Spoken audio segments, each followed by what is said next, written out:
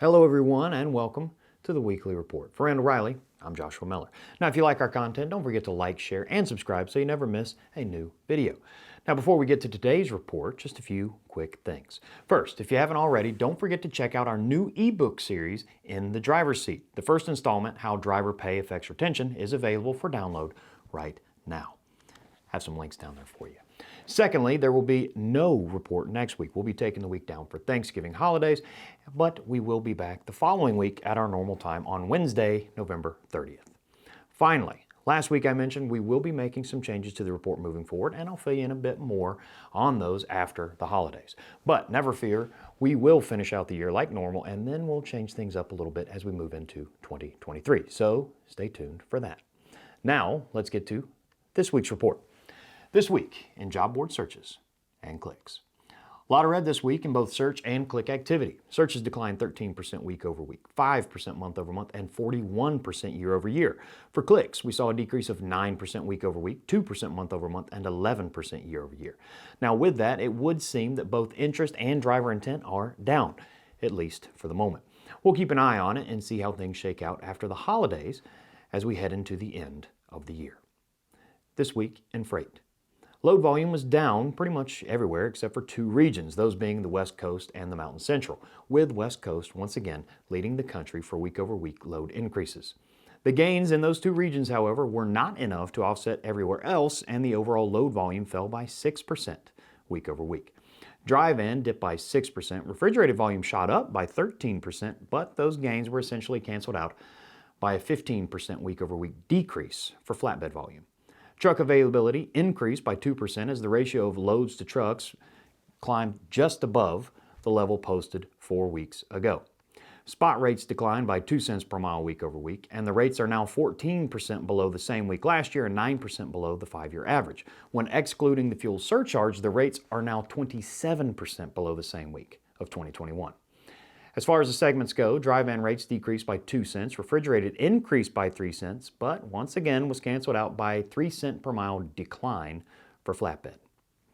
Now, the story of the week. According to the ATA, the industry currently has a shortage of 80,000 drivers. Even worse, if we continue on this course, it is expected that the shortage could double by 2030. That would be a shortfall of 160,000 drivers. The average age of new drivers entering the industry is currently 35 years old, while the average age of all drivers sits at 47.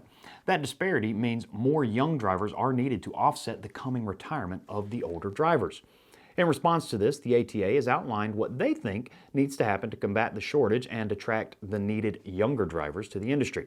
The steps they suggest include enacting legislation to lower the minimum eligible age for a commercial driver's license from 21 to 18. Adding truck driving electives and apprenticeships to high schools to attract and directly engage with the younger demographic, and expand work visas to eligible drivers from other countries. In addition to the tactics championed by the ATAs, fleets could also try to do things like grow female recruitment. Women currently make up 47% of the U.S. workforce, but only 6% of truck drivers. Look to the military. Many discharged veterans are experienced truck drivers already. Promote technological changes.